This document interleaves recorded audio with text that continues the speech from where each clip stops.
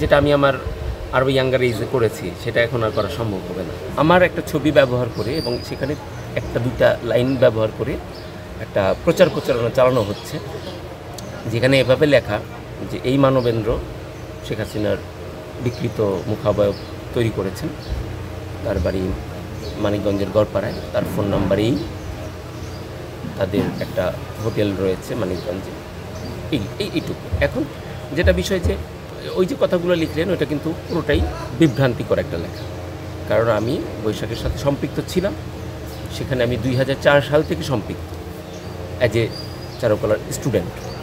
তো চারুকলার শিক্ষার্থী হিসেবে সেই উপস্থিতি আমার সবসময় ছিল।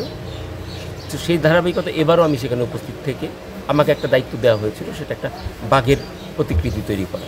ওয়ালটন আবারও মিলিনিয়ার অফারে ওয়ালটন ফ্রিজ কিনে আপনিও হয়ে যেতে পারেন মিলিয়নিয়ার। মিলিনিয়ার ছড়াছড়ি দেশ জুড়ে, এটা শুধু ওয়ালটনই পারে। হুমকি বলি বা বিভ্রান্ত করবার মতন যে পোস্টের যে বিষয়টা আমরা দেখেছি, যেটা নিয়ে গতকালই কিন্তু আমি একটা সাধারণ ডায়েরি করেছি অনেকের পরামর্শে। আমি সময় নিয়েছিলাম, 1-2 দিন সময় নিয়েছি। তো গতকালই আমি একটা সাধারণ ডায়েরি করলাম, এটা মনে করে যে পরবর্তীতে যেন আমি কোনো হ্যারাসের শিকার না হই, তার জন্য যেন আইনশৃঙ্খলা বাহিনী একটা যথোপযুক্ত ব্যবস্থা গ্রহণ করে। তো তার বাইরে কালকে অতর্কিত যে ঘটনাটা ঘটলো সেটা আসলে মানে আমাদের জন্য তো খুবই প্যাথেটিক। আমাদের ক্ষতির যে পরিমাণ সেটা আসলে এটা টাকা দিয়েও পূরণ করবার মতন কোনো বিষয় না, কারণ আমার অনেক স্মৃতি, আমার অনেক কাজ, যেটা আমি আমার আরও ইয়াঙ্গার এজে করেছি সেটা এখন আর করা সম্ভব হবে না। এটা হয় না, কখনোই ওটা পূরণ করা যায় না, পূরণ করা সম্ভব না। এবং আমার গোটা পরিবারের বা আমার পরিজনদের যে মানে শঙ্কার মধ্যে দিয়ে সময়গুলো এখন অতিবাহিত হলো বা হচ্ছে বা হবে, সেটা আসলে একটা মানে বড় ক্ষতি। আমাকেই উদ্দেশ্য করে যে বিশেষ কোনো ফেসবুক পেজ এবং প্রোফাইল থেকে ওই পোস্টটা দেয়া এবং ওটা রিয়াকশনে যেই অভিব্যক্তিগুলো দেখলাম, ভয়ঙ্কর, দেখে নেব, ছাড়বো না, এই সেই অনেক রকমের আসলে বিষয়।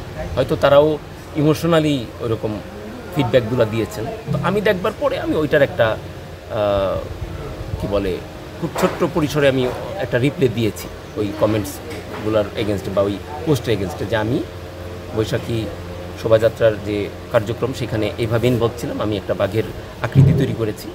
আর যারা ওই প্রতিকৃতি তৈরি করেছেন ওই শিল্পীরাও কিন্তু এটার জন্য সরাসরি দায়ী নন, মানে তাদেরকেও কিন্তু কোনোভাবেই কোনো গোষ্ঠী কিন্তু তাদেরকে ওইভাবে দোষী সাব্যস্ত করতে পারেন না, কারণ এটা কিন্তু অনেক উপর মহলের কিছু মানে নীতি নির্ধারণই কিন্তু এখানে জাস্ট বাস্তবায়ন করা হয়।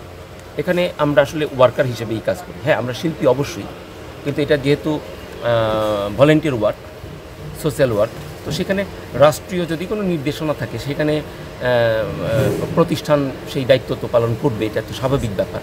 আর সেই ধারাবাহিকতায় কিন্তু অপর কয়েকজন আর্টিস্ট সেটা তৈরি করেছেন, তাদের ওই দায়িত্বটা পড়েছিল। গতকাল রাতে আপনার আনুমানিক 3টার দিকে তো এই মানিকগঞ্জ থানার গড়পাড়া ইউনিয়নের এই চান্দর ঘোষের বাজারের জনৈক মানবেন্দ্র ঘোষ, একজন চারুশিল্পী, ওনার বসতবাড়ির দক্ষিণ পাশের স্টোর রুমটাতে তো অগ্নিসংযোগ ঘটনা ঘটে।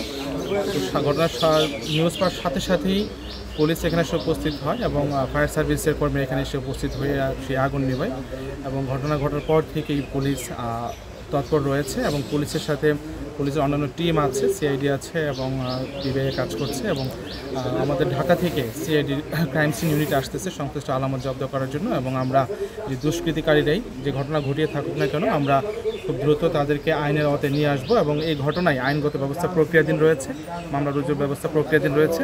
এবং যে দুষ্কৃতিকারীরা এই ঘটনাটি ঘটিয়েছে আমরা তাদেরকে দ্রুত শনাক্তপূর্বক গ্রেফতার করে আইনের আওতায় নিয়ে আসবো। আমরা প্রাথমিকভাবে ধারণা করেছি যে কেউ হয়তো শত্রুতাবশত এই আগুন লাগিয়ে দিয়েছে। এই ঘটনার খবর শুনে আমরা এখানে দেখতে এসেছি। আমরা দেখেছি যে ঘরের যত জিনিসপত্র ছিল সব কিছুই পুড়ে গেছে।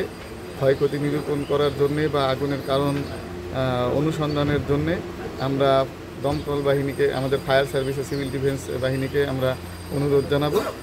তদন্ত সাপেক্ষে বের হয়ে আসবে কারা এর জন্য দায়ী এবং এই অগ্নিকাণ্ডের জন্য কী প্রক্রিয়া অবলম্বন করা হয়েছিল। এইগুলো বের হয়ে আসলে আমাদের পরবর্তী প্রক্রিয়া গ্রহণ করা সহজ হবে।